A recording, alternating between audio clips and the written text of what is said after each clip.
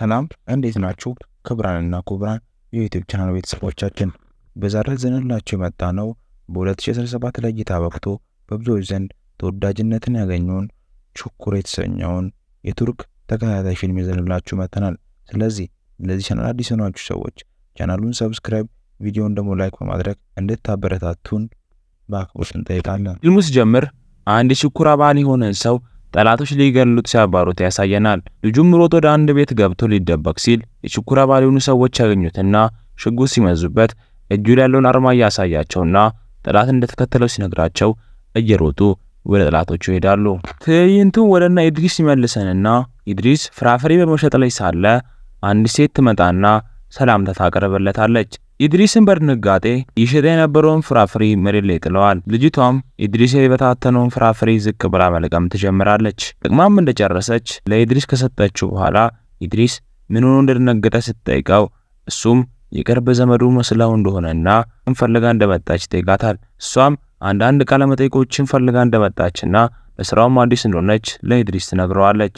ኢድሪስም ፍቃደኛ እንደሆነና ነገር ግን ማይፈልገው ጥያቄ ከሆነ እንደማይመልስላት በመንገር እንድትጀምር ይነግራታል። እሷም ለኢድሪስ ምን ያህል ልጆች እንዳሉትና እንዴትስ ደግሞ የሰፈራቸው ስም ቹኩር ሊሆን እንደቻለ የጠየቀችው ትዕይንቱ ይቀየራል። ትዕይንቱም ወደነ ካራማን ይወስድንና ካራማን አንድ ፊኛ ነጋዴን ይዞ በትምህርት ቤቶች አካባቢ ብዙ ጊዜ ተማሪዎችን እንዳይለክፍ ቢያስጠነቅቀውም ነገር ግን ያ ፊኛ ነጋዴ ካራማንን ሊሰማው ፍቃደኛ ባለመሆኑ ካራማን ፊቱን በጨርቅ አስሮ ይደበድበው ጀመር። ካራማንም ፊኛ ነጋዴውን እንድናድርጎ ከቀጠቀጠው በኋላ ሁለተኛ እንደዚህ አይነት ተግባር እንዳይተገብር በመንገር ጥሎት ይወጣል። ፊኛ ነጋዴውም እዛው ተዘርሮ ባለበት አንድ ማንነቱ ላልታወቀ ሰው በመደወል ካራማን ወደ እግር ኳስ ሜዳው እንደሄደ ደውሎ ይነግረዋል። ካራማንም ልክ ወደ ሜዳ እንደደረሰ ከባርቶሎ ጋር ይገናኛሉ።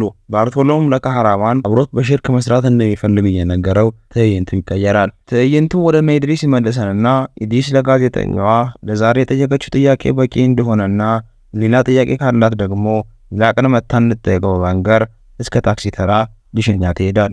ትዕይንቱም ወደ ባርቶሎ ይወስድንና ባርቶሎ ለካራማን አብሮ በሽርክ መስራት እንዳለባቸውና በሽርክ ከሰሩም ደግሞ አሪፍ ቦታ ላይ እንደሚደርሱ ለካራማን ይነግረዋል። ካራማንም ከኢድሪስ ጋር አውርቶ ያለውን ነገር ለባርቶሎ እንደሚያሳውቀው ይነግረዋል። አመሻሹ ላይ ካራማን ከኢድሪስ ጋር አንድ ባርቶሎ የሚባል ሰው እንዳለና አብሯቸው መስራት እንደሚፈልግ ለኢድሪስ ሲነግረው ኢድሪስም ምን አይነት ስራ እንደሆነና ነገ እሱም በአካል አግኝቶት ማውራት እንደሚፈልግ ለካራማን ይነግረዋል። ካራማንም ወሬውን ጨርሶ ከቤት ሊወጣ ሲል ኢድሪስ ከቤት እንዳይወጣና ከልጆቹ ጋር በቂ ጊዜ ማሳለፍ እንዳለበት ለካራማን ነግሮት ከቤት ይወጣል። ትዕይንቱም አንድ ሴኖ ለምትባል ሴት ይወስደንና ሴናም ለራቷ የሚሆኑ ዳቦችን የገዛች እያለ ሁለት ወንዶች በመኪና ይመጡና ሊለክፏት እየሞከሩ እያለ በድንገት ያማች ይመጣና እሷን ከነሱ ለመጠበቅ ሲል እሷን እንደ ፍቅረኛው ማስመሰል ሲያወራት እሷም ግራ ስለተጋባች ለምን ፍቅረኛ እንደሚያወራና የትም እንደማይተዋወቁ ጆክ ብላ ስታወራ በመኪና የመጡ ሰዎች ከመኪናው ላይ በመውረድ ለያማች ሂሳብ ተነጋገር ይዟት ሊሄዱ እንደሆነ ሲነግሩት ይህንን ስትሰማ በድንጋጤ